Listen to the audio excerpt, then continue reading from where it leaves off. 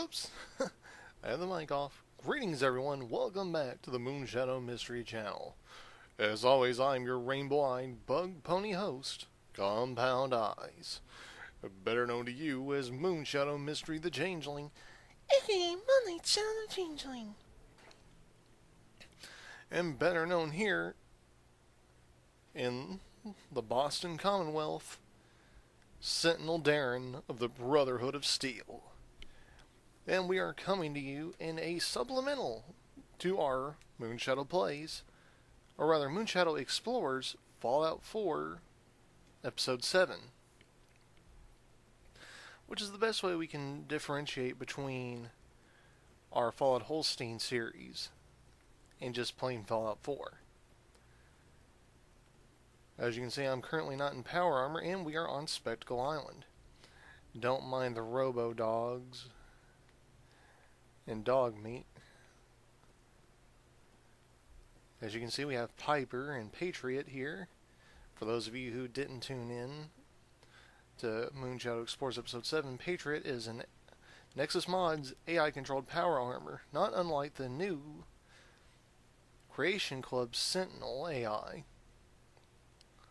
We have now mine. It does come in a standard T51 power armor in the DLC location, but we have recently outfitted him in a Star-Spangled Captain America themed power armor skin texture, also from Nexus Mods, in order to better suit the name. And the reason we're here in this supplemental video is right here in front of us. Now, you've seen this building before dozens of times. I mean, it's here on the island. It's one of the only two not completely destroyed structures from before the war that's still here. And inside has always been two power armor stations. In ours, we have the Brotherhood of Steel flag, along with my personal exemplar T60, and a mishmash power armor for Piper. But as you can see, we have added on big. Let's go inside. Running around here first, you can see some Vault Tech equipment. And on here is from the Nuka-Cola Workshop mod from Creation Club, the new Vault Tech Nuka-Cola collectibles, the cross-promotional items. You can find them, yes, but you can also build them. If you build them, though, you can't really pick them back up once they're out. Apologies. Weather's been fluctuating, so I'm having a little bit of issue. You can see this is the standard bunk room that we've had here for the longest. This room's always been here. We made minor adjustments at best. Patriot out of the way. As you step in here, though, proper, you can see we have a door all the way at the other end there. And this whole room is not completely full, but has power armor. And I'm sure it all looks familiar. Even if you didn't see the previous episode, I'm sure if you've seen any of our previous Fallout, Moonshadow Explorers Fallout 4 videos, then you're familiar with some of these. Here we have the Lion's Pride T60, the Brotherhood Outcast T45, and our standard other legendary armor setup, the Tesla Sentinel. As you can see, we have a lot of the pre-war anti-commie posters, and we have the only two Vault-Tec ones necessary for this one. As we move around, you can see, again from the Nuka-Cola Workshop, the Nuka-Cola T51 promotional poster, along with the Nuka-Cola T51 and the Quantum X01. Now, if yours doesn't look like this, don't be alarmed. I have a special mod installed that makes the Quantum X01 glow. There are two variants. This is the lower variant. I wanted it. It didn't make sense that it didn't glow in it quantum, so we got the mod. And of course, here is the Far Harbor Vim armor. Now, as we turn around here, you can see a fully chrome-plated X01, the choice power armor of the Enclave on the West Coast. And only a handful were really made prior to the Great War. Now, mind we encounter them fairly frequently based on level because of the algorithm that randomly generates them. As we step to the side, we can see the Enclave X02 Advanced Power Armor from Fallout 3. Now, technically, I should have the X01B variant, which is the Tesla variant.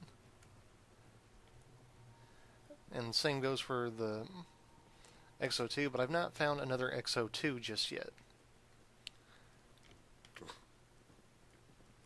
This, along with others from other variations of the Fallout game series, are from mods.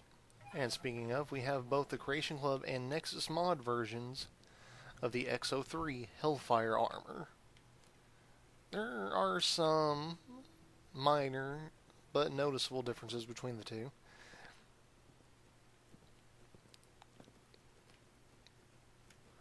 If you want to really see the real differences, I suggest you go and check out Oxhorn's channel. He has a series known as Oxhorn's Mod Musters, and he has actually discussed the difference between these two when the one for Creation Club was first released. Circling around, we come to the Midwestern Power Armor Mark. Well, it's basically the advanced Midwestern armor. This one right here is the original, based off of Fallout Brotherhood of Steel and their power armor style. Most folks are just looking for a hand. All we gotta do is offer. Specifically, Fallout Tactics Brotherhood of Steel, I believe. Either or works. It is lightly featured in both games, you just have different rendering based on the game. This one is more the classic variant, which has the chain accessory and the color palette, while this one features the Brotherhood of Steel crest and is updated. Next to it, of course, we have the Shawneecast's Storyteller's T49 power armor. And next to it, we have... Hold on.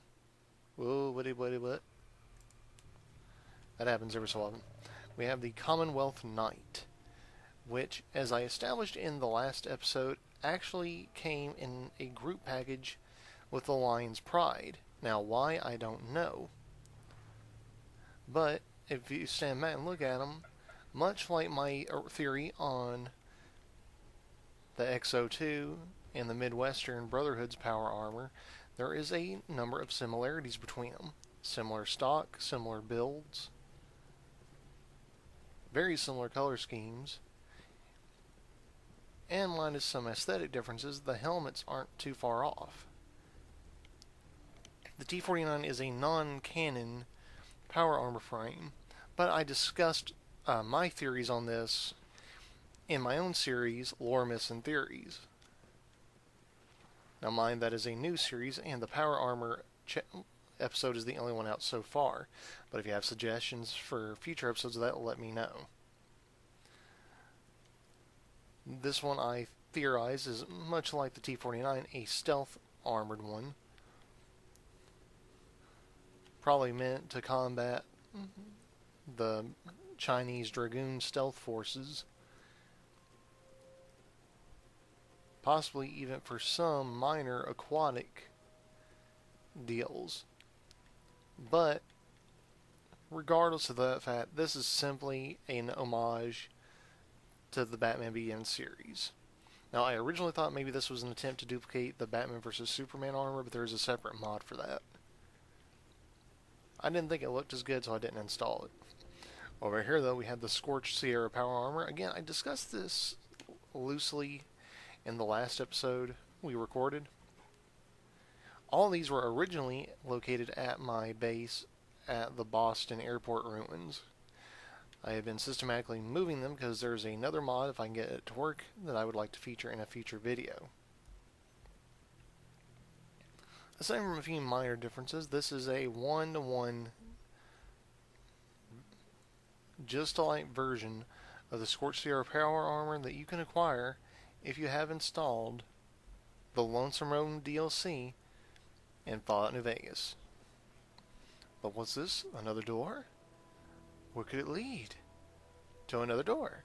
This is a separate entrance from outside. This is caged for defense and to help keep the Deathclaws out.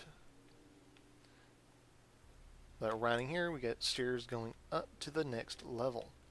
And we come to the right, we notice our Brotherhood of Steel Sentinel X01. There's a special mod we have, and I don't remember if we got it from Creation Club or Nexus Mods, that gives us Brotherhood of Steel paint schemes for the X01 power armor. It's not perfect, but it looks great. Rounding about, we come to, of course, the Creation Club's horsepower armor, which is not only a nod to My Little Pony Friendship is Magic, actually that's pretty much all it is, but it's also one of the best armors in the game overall. Great jump boost, excellent speed, and is the second most powerful power armor in the base game. Second or third, I don't remember if X01's the second or not. But over here we have, of course, the Overboss power armor. Why is this important? Because technically this is classified as Raider power armor. The Overboss power armor, of course, comes from the Nuka World DLC. It is fantastic. Now, even though it comes from Nuka World, it looks like it should come from Far Harbor. Because it's, I mean, tell me this doesn't look like a big lobster trap. Coming around here, we come to one of my favorite T-51s, the Shark Custom. And I've discussed before why I thought this was one of my favorites, and that's because of the homage to old military aircraft, helicopters, and fighter jets specifically, during the Korean and Vietnam War conflicts. Sharks were a common custom paint scheme for both. They were intimidating, they were fierce, and it was mainly for morale. Which is also why there's a jetpack on this one.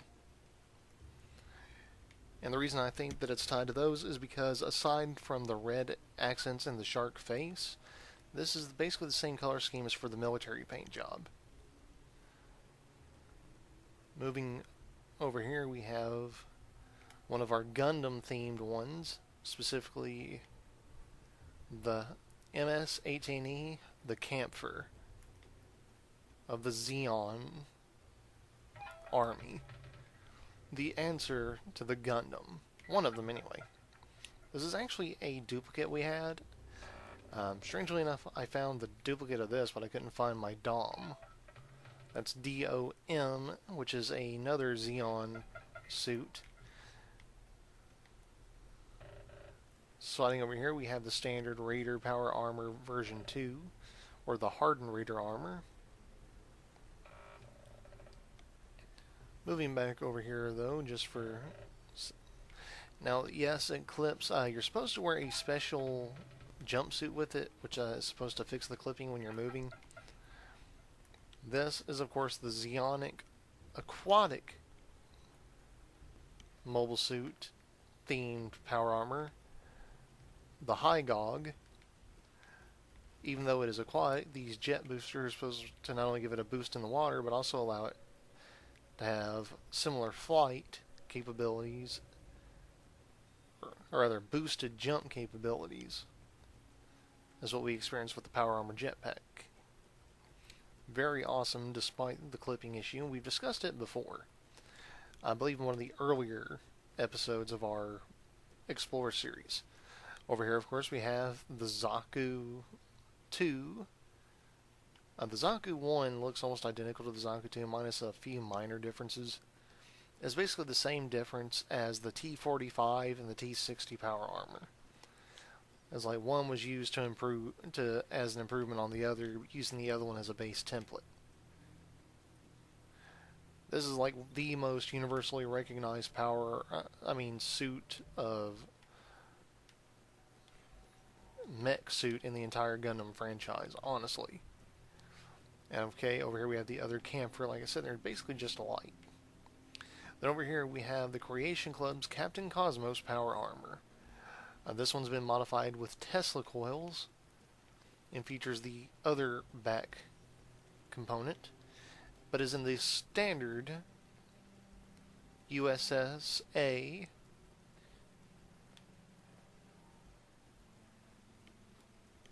color scheme, like when we originally found it. Previously, I depicted it in the Enclave silver color scheme.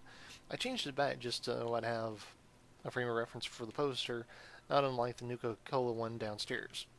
Over here, though, we have the jetpacked version, which features the ocular targeting boost and the Brotherhood of Steel Sentinel paint scheme, which I think just looks absolutely fantastic on it.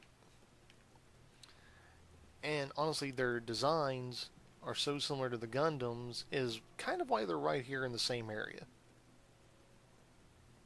And speaking of the Gundams, we have, of course, 8th MS Team's RX-79G Gundam.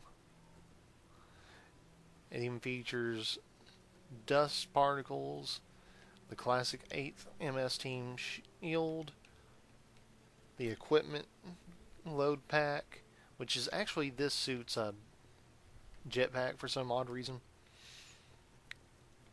I mean, these had jetpacks built into them, but like specifically this is one of them. I don't know why. Moving over here, we have the Gundam Alex, the improved version of the RX-78-2 Gundam from the main Mobile Suit Gundam universe. Well, Century 0079. Oh, sorry, that is a long title of that series. Model number RX-78NT1. There's actually two variants. This is the movie variant. The original variant looked a little more similar to this overall, but the movie variant here is much more heavily armored, and this is the version of it we see when I believe his name is Amuro is going up against Char Aznable in the final battle. Char is essentially using a red version of the Camphor. It actually goes by another name, but the Camphor is basically its prototype. Moving over here, we have let's start over here. We have the RGEM 79G. The gems are basically mass-produced versions of the Gundams. They're not quite as good, but they're easier to mass-produce.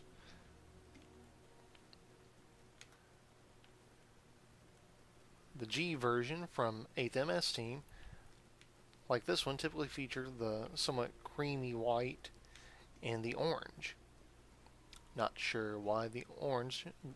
Well, I'm not sure why a lot of the color choices, especially in a war front, but it was marketing. And again, the helmet of these look very similar to the helmets of these, which is part of why I wanted them here in the same area. But over here, we have the Easy 8. This, believe it or not, is a gem unit. This is an advanced gem, marked as 081. The Easy 8 is an advanced gem, the perfect hybridization between gem tech and Gundam tech. It looks absolutely fantastic. And minus a few minor things, it, along with much of the Gundam themed ones, fits perfectly in the Fallout universe, both aesthetically and design-wise.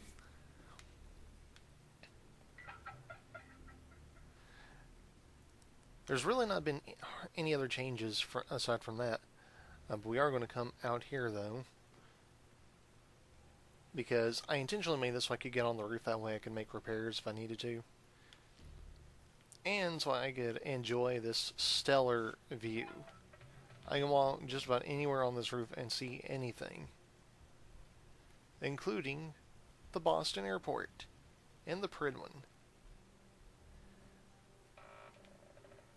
It is a long swim, though.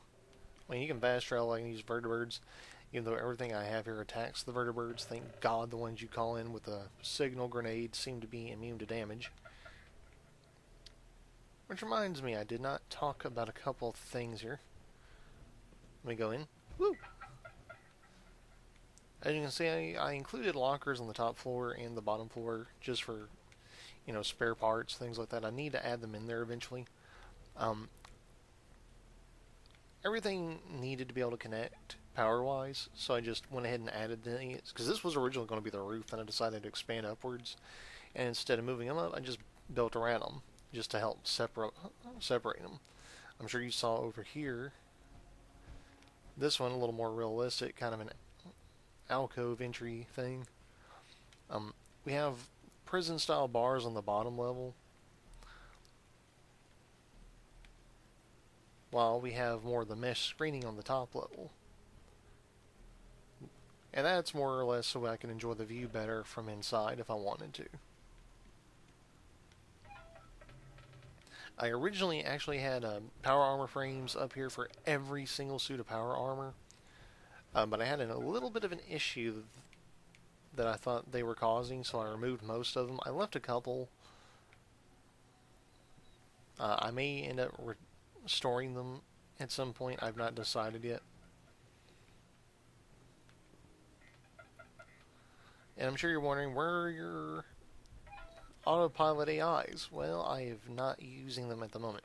I did, however, use them to help get all these here. It made the move so much easier. Why? Because there are a total of 27. Like, there's like almost 30 of these. Maybe there are 30, I don't know. No, there's at least 15 downstairs, and there's 1, 2, 3, 4, 5, 6, 7, 8, 9, 10, 11, 12, 13, 14, 15. Yeah, there are 30 suits of power armor here in this facility. That is a lot of power armor. That took a lot of time to move. 31 counting the Patriot.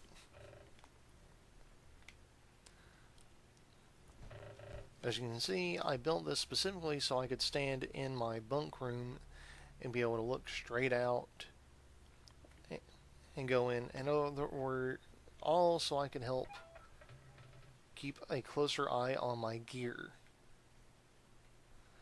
Not found a way of making getting in and out of there easier. But since those are our two primary ones, that makes 33 counting these two. That's a lot of power armor. And counting what I have at Sanctuary, I've got over 40 suits total. I actually have probably closer to 50. Yeah, I better wrap it up. I have it marked as security for obvious reasons. Up above we have, from another Creation Club, one that is for the arcade ones. That's actually for one of our holotapes. I don't remember which. But I liked it because it depicted a male and female vault dweller with an Assaultron and the communist robot thing from the one poster. This works because, again, as I mentioned in the last video, thanks to another mod, Piper and I in this playthrough are married. You can never see her ring, though, for some odd reason. Maybe it's on her right hand. I don't know. I can never see the ring. How much we still have to discover out here. Yeah, that was our little reference to Pinkie Pie. From this side, it just looks like a big military facility, which is what I wanted. Still need to add some spotlights up there, though.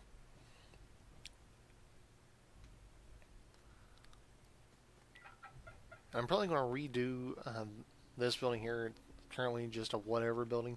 If you have suggestions for something you'd like to see me add or change about our Spectacle Island setup, let me know in the comments. Like I said, this is just a supplemental, but coming over on here, on this side, if I can get down closer to the water without falling in, not that it matters, and kind of see it a little bit differently, just looks like some sellers half-hearted attempt to make something and they just didn't pan out.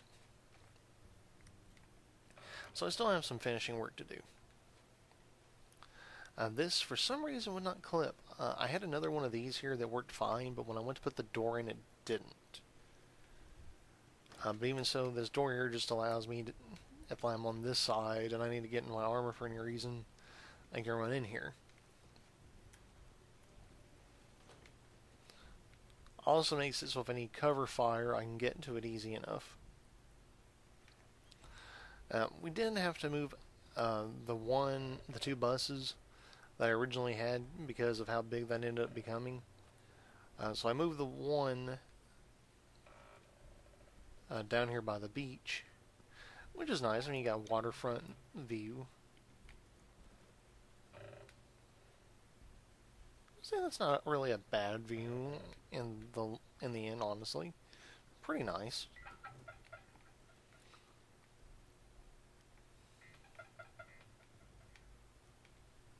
You got the tower there. You can climb up, pretend like you're in Titanic.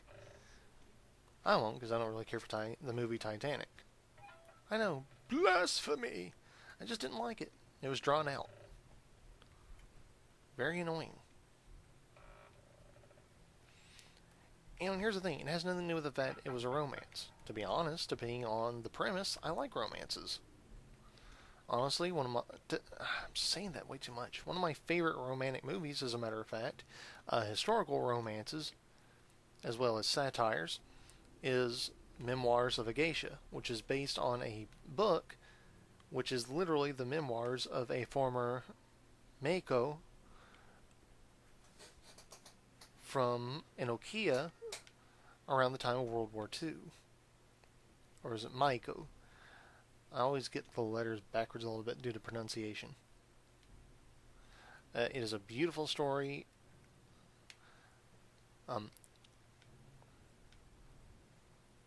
Really sad in some parts, though.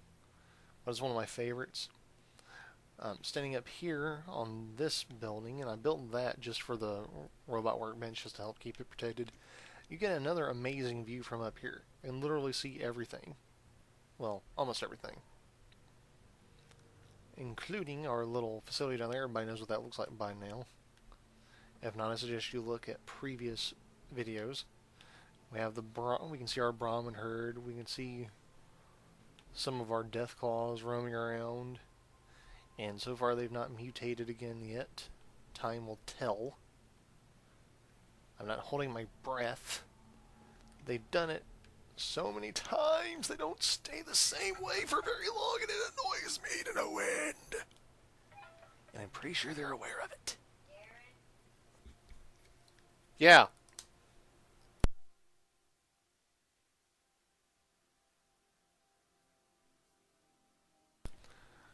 Excuse me for just a second, everyone.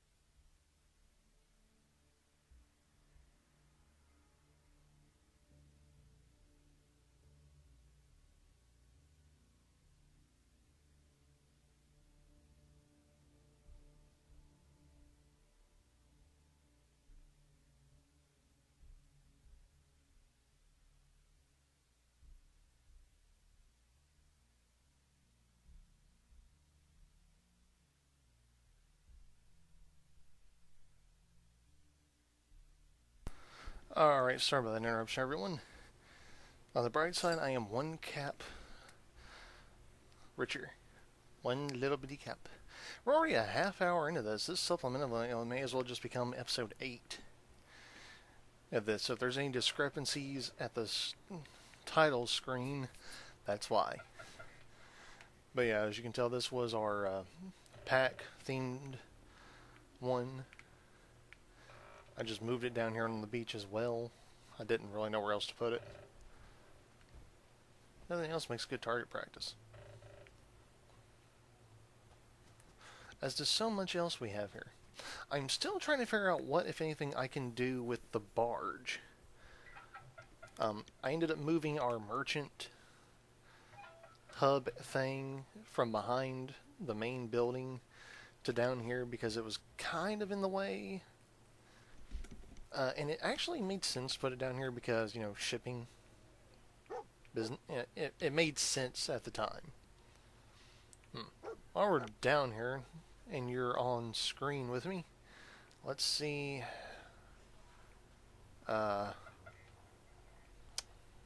Okay, I'm pretty sure our super mutant hound that we did have escaped, and where it went I don't know. Let's disable the power to here. And ooh, we got a border collie. I love border collies. What's your name? Itchy. No. Gus. Not bad. Let's see what we can come up with. Kimbo. Ooh, I like Kimbo. Kimbo. I love dogs. I am a dog person. I know there's something about being worshipped by dogs. If you're a dog lover, as opposed to cats making you work for it. I just don't like cats. I mean, I like cats, but I don't like cats as much as I like dogs. And if that super mutant hound got out, it got slaughtered. We got one of our savage deathclaws over here. Yeah, they're a big fella. So far, I don't think the Mirelurks ever respawn, which is cool, but it's kind of disappointing. It would have been nice to have seen how the Deathclaws handled them. Although we may get attacked by Mirelurks in the future, because I did attempt to spawn a Mirelurk King. I did not realize... I knew that Yaoguai and Deathclaws allegedly would attack each other. The one I had in there did. I did not, however, know if Mirelurks would or not. They did. The Yaoguai and the Mirelurk are dead. However, because I had them, odds are we will be attacked more frequently. And there's our matriarch. We do not want to take off the matriarch. We choose life. Yeah, I may have gone overboard with all these pylons, but... broadside, if one breaks, there's backups.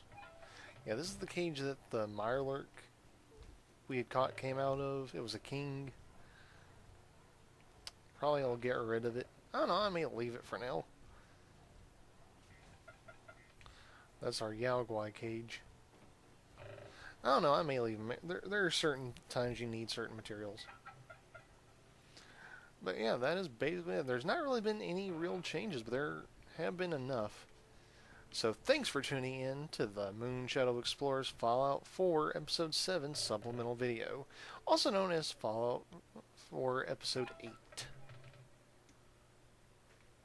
If you liked this little video and like the shorter runtime, let me know in the comment section down below and show your love with a high 5 to the like button. If you didn't like it, feel free to let us know why and applebuck that dislike button. Whoop-de-doo! Woohoo! Woohoo!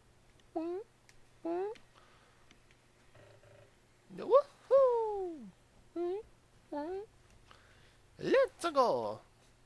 For no reason whatsoever, I wanted to do a Mario Brothers impression. Because it's me, a Moonshadow! Woohoo! No reason whatsoever.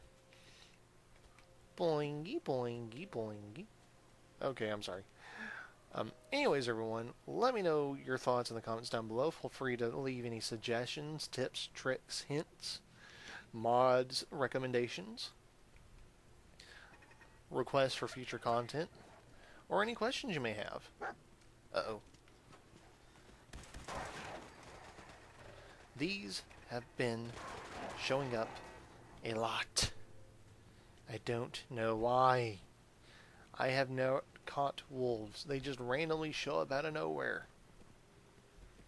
On the bright side, though, saves me having to get kibble. So I suppose that's one way to look at it. And now that I got another dog here, I better put a couple of houses over here. I'll do that off screen.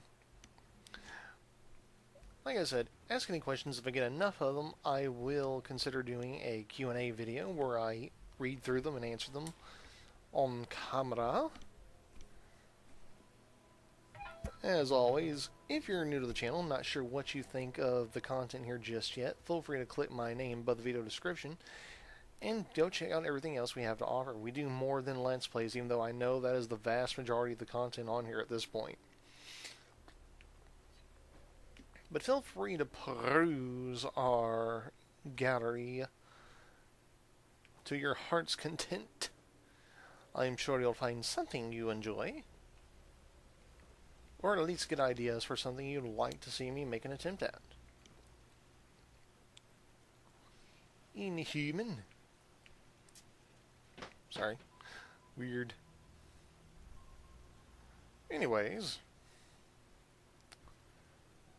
if you've been coming here for a while, think you're ready to take the dive and join our rainbow-eyed hive, tap the subscriber button down below. And don't forget to ring-a-ding-ding the notification bell icon.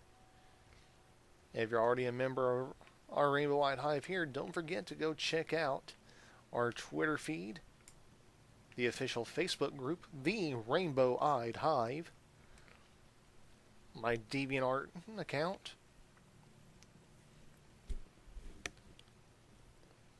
one of our other links, or, of course, Patreon. Now, for those of you who know, yes, we have Patreon. It has been up for a while now, and we have a couple of ideas for tiers and rewards.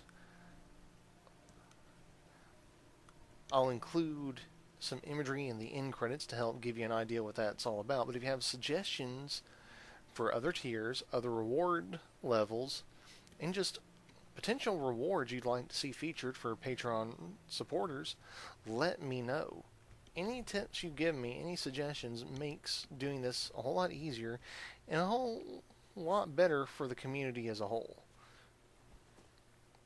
Because it lets me know what you want the most and allows me to try and make some adjustments to give you, the viewer, what you want to see and what would be best for you.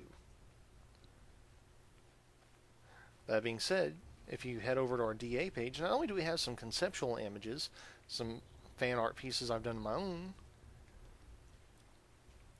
we also have templates for possible merchandise in the future. Now, these are only templates. They're conceptual imagery. So if you like any of them, or think you have a suggestion for a better one, feel free to let me know over there. And, dang it. Sorry, I noticed we've got an alpha, but now we've got two matriarchs, it looks like. Nope, that's a mythic. Wait, that's a mythic? Hold on here. That's a matriarch. Okay, yeah, that's just a standard mythic. Okay, we're good. That one is not blue anymore, though. One of these, it was actually blue at one point. Yeah, we got one bona fide alpha, two savages, a mythic, and a regular, as well as our matriarch. Anyway, getting back on topic. If you have ideas for things like that, or if you just straight up would love to see some merchandise start showing up, let me know, and I'll have to see what I can do to get around to doing that. Right now, I am not employed, and I have no providers for things like that. At the same time, though, if you would like to be more involved with us here on the channel, in some way, shape, or form, beyond just what I've requested or suggested, let me know. I am more than happy to try and collaborate And so far, all the writing, editing, everything is done my own self.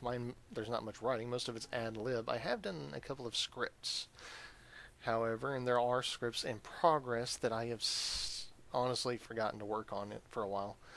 Some of those are actually available as Patreon rewards, along with some personal character information from my OCs. But anyways, everyone, that is all the time we have for today. I hope you have a great rest of your day, a great rest of your week, and a great weekend ahead, depending on when you get around to seeing today's video. As always, remember, don't go changing for anyone but yourselves. We hope to see you right back here, same changeling time, same changeling channel, as we get out of the hay and into the fray in our next exciting video. Thanks for tuning in, and we hope to see you right back here next time. And before we go, Bumblebee Tuna, Bumblebee Tuna! Hi there, Ace Ventura, Pet Detective. How are you doing this fine afternoon? Alrighty then. Sorry, I had to. And a spur of the moment thing. Maybe I have issues. Later, game.